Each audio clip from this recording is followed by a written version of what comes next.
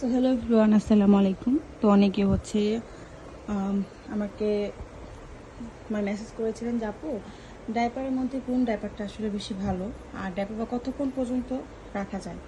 তো আজকে সম্পূর্ণ ভিডিও থাকছে আমার এই ভিডিওতে।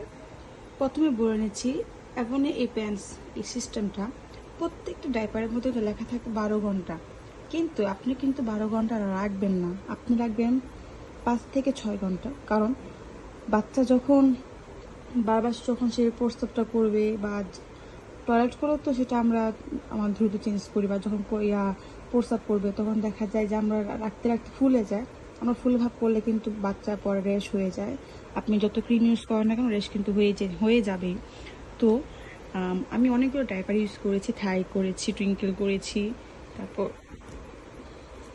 আরেকটা ডাইপার সেটার নাম মনে নাই।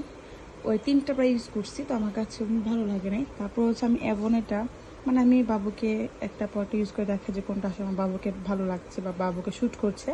তো সব কিছু মিলে আমার মনে হয়েছে যে অ্যাভনও যে এই প্যান্ট এই প্যান্ট এটা কিন্তু খুব ভালো একটা ডাইপার। এটা হচ্ছে প্যান্ট সিস্টেমের, এটা আপনার অনেকক্ষণ মানে শোষণ করে। আপনি প্রত্যেকটা প্যাম্পাসই কিন্তু ভালো ভালো দামে বা কম দামে প্রত্যেকটা প্যাম্পাসের মধ্যে লেখা থাকে 12 ঘন্টা। আসলে কি 12 ঘন্টা রাখা সম্ভব না? আপনারা 5 থেকে 6 ঘন্টা রাখার ট্রাই করবেন। অ্যান্ড হচ্ছে এই প্যাম্পাসটা, হ্যাঁ, এই ডাইপারটা অনেকক্ষণ বাবুকে রিল্যাক্স ফিল করে। কারণ আমি আমার বাবুকে তো দেখাই, অ্যান্ড আমি আমার বাবুকে যখন আমি করাই মানে ইউজ করাই, তখন আমি হচ্ছে ভালো মতন বুঝে শুনে ইউজ করা, যে কোনটা আমার বাবুর জন্য ভালো বা কোনটা মন্দ। তো ওই আকারে আসলে বাবুকে ডাইপারটা, আপনি যেহেতু একজন মা, আপনি বুঝেই করবেন যে কোনটা আসলে ভালো কোনটা খারাপ। আমার কাছে মনে হচ্ছে এমনও এই প্যান্টসটা আমার বেবির জন্য খুবই ভালো।